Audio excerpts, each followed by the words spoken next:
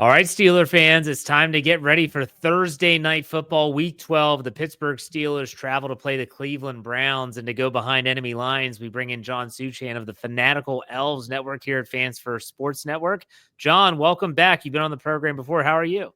I'm good. Thank you for having me. No problem. I've got a lot of questions about the Cleveland Browns, and it really isn't all based around their overarching record, because that's what everyone's going to talk about. Steeler fans just love to poke the bear and, oh, you guys are awful. But I guess my first question for you from an outsider's perspective is, what went wrong? Because a lot has gone wrong. And Yeah. I don't think it's all Deshaun Watson either. So let's leave Deshaun Watson out of it, because he's not even on the roster. He's on the roster, but he's on injured reserve. Outside of the quarterback, what went wrong?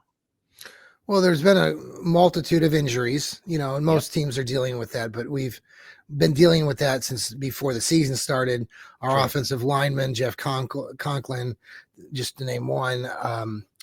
Currently, Jedrick Wills, who was our promising high draft pick a few years ago, he's making a business decision not to play or say. Anyway, so there were injuries that kind of started happening. I mean, the injury to Nick Chubb going back to a year ago, we all know what happened there. That didn't help. We didn't really have a real good run game going into this season. Our run game has been putrid compared to previous seasons. So like even in the game the other night against the New Orleans Saints, the Saints are giving up tons of yardage on the ground. I think they gave up almost 190 yards the week before the Atlanta Falcons, and the Browns got 60, and Nick Chubb had 50 of them. So that's part of it. I'm just thinking other things. I mean, there's just been lots of hits and misses. There's just players. There's not been a consistency due to some of these injuries, and the Deshaun Watson. I mean, I'll leave him out of it, but it did play a big part in the beginning stages of the season, and there was a lot of just controversy in keeping him in there. And we see what the Browns quarterbacks are doing now, and Jameis Winston, and what we did when we didn't have Deshaun in there the year before. And our quarterback play has been pretty good when you separate him away. But those are some of the issues.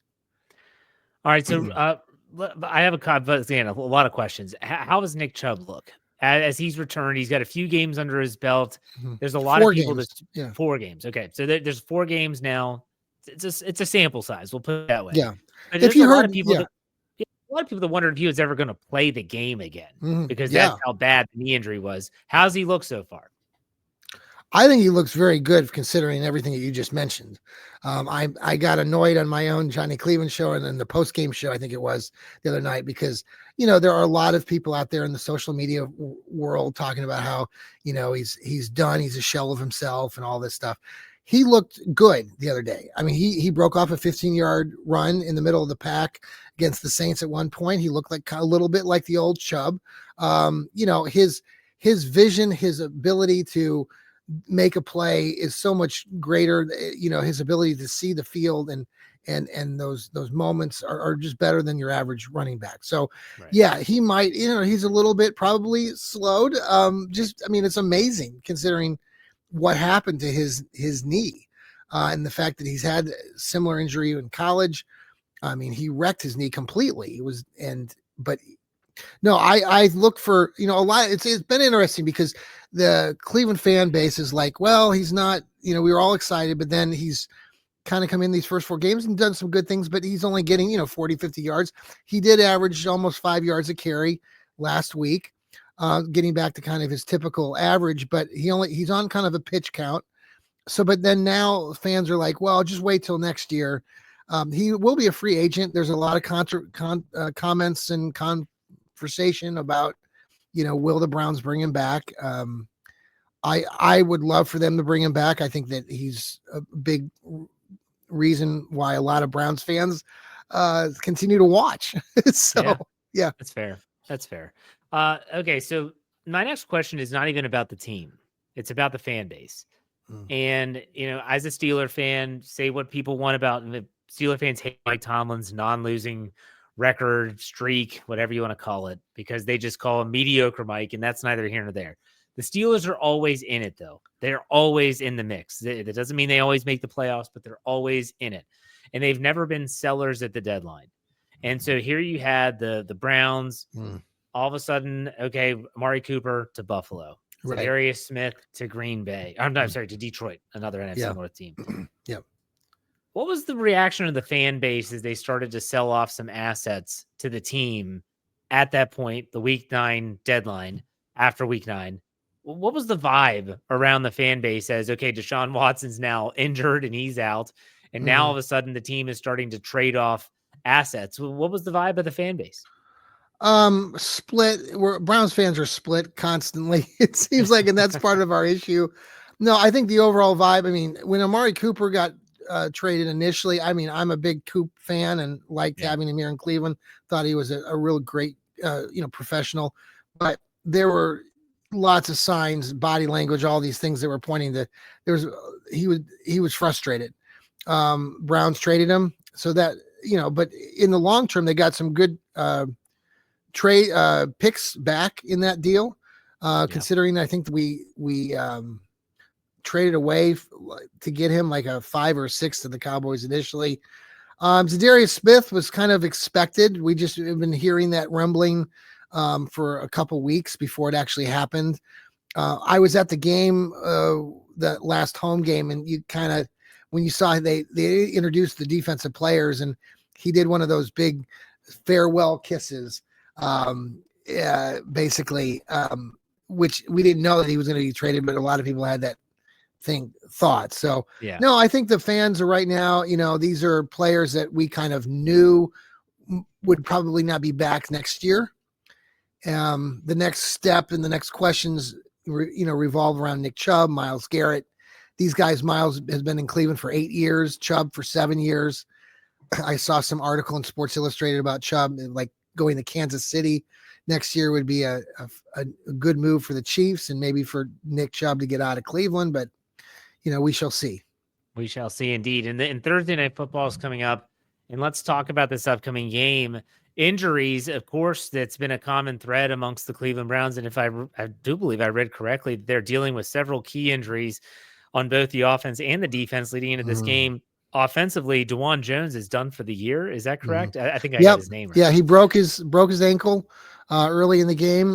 Just a too bad of a deal there. He came in from Ohio State last year, and they moved him over to the left tackle the last several games because before spoken Jedrick Wills has been not a fan favorite. He's made this executive decision to sit out, and there's been a lot of controversy in that. So then, he put DeJuan Jones in there, and he just breaks his ankle. Really tough moment. He'll be out the rest of this season. He's a big guy. So hopefully his recovery he'll be able to come back, but he's grown to be well liked by the team. He's a Buckeye too. So a lot of Browns fans, and you're Steelers fans like Buckeyes too. So, so, but yeah, that injury to DeJuan was, pretty tough. I mean, this is the thing with the offensive line. They've just been a mess. And it certainly has contributed, but at the same time, you've still seen quarterback play. Like, Winston went for almost 400 yards, 2 touchdowns, no turnovers in the game against the Saints. So now the secondary they're also dealing with some injuries there. I saw that Denzel Ward and is it Newsome are banged up a little bit. That they're Denzel, man, he, it's a short week. I mean, he had an outstanding game Sunday. He had he got an interception, got a fumble recovery. He was really one. You could see him on the sideline. I think he got bumped in the ribs or something. I'm not sure exactly. He's been concussed so many times, but I don't think it was a concussion this time. So I would expect, I don't know. Here's the thing. Like, he was out. I heard Myles Garrett was out, or they put him on the list today. He's had some issues with his hip. He did not look very good on Sunday. I concentrated and watched Myles for several plays, and he was not himself. So I would not be surprised. I mean, he's been playing, but I don't know if you've looked at Myles' stats, but his stats are way down this season. So Yeah, Greg Newsome. He's been out there. I'm not a big Greg Newsome fan. Uh, he'll probably end up with you guys in a year or two, kind of like Joe Hayden, and then he'll do all these fabulous things with you guys. Well, I don't know what to say about that, but no. So this is an interesting game coming up, though. I'm not a fan of Thursday Night Football. It's just such a quick turnaround, and the NFL is not going to budge off that. They make too much money with their deal with Yeah, Amazon and Amazon Prime. But here you have a Cleveland defense that's giving up 24.8 points a game. You've got a rushing offense of Cleveland. I mean, that used to be your bread and butter. Like, you got to stop the run. They're only averaging 88.5 yards per game on the ground. yeah. You got a Cleveland defense that's giving up 131.7 yards per game. Like, this is not, I mean, injuries are injuries. And like you said, everyone has injuries. Some are worse than others. But man, this does not look like a typical Cleveland Browns team to me on either side of the football. No. Are they searching for an identity now? I mean, what's the deal? Yeah, we're going to continue to search the rest of the season. I think that's really where, I mean, there's just a lot of, if your Steeler team doesn't come in here and annihilate the Browns, it's Thursday night. So like you said at the beginning, I mean, it's one of the things where, I mean, anything can happen on any given Sunday or this time of Thursday.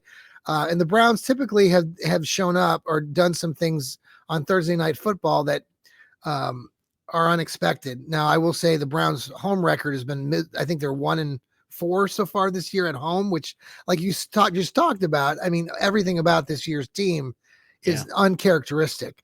I think that Kevin Stefanski, the head coach, is just done. I mean, when you listen, really? I mean, mentally, I just feel I thought you wanted him fired. I was like, the dude was the coach of the year last year. No. But that is a discussion people are having. No, I think mentally he's very tired. Obviously, when you're losing, you're 2-8. He says the same thing after press conferences, and he tries to protect his players. He says some things and tries to say things that are positive for the players' sake. But you just obviously everything that we've already talked about. This season has just gone backwards. It's just a complete flip of what.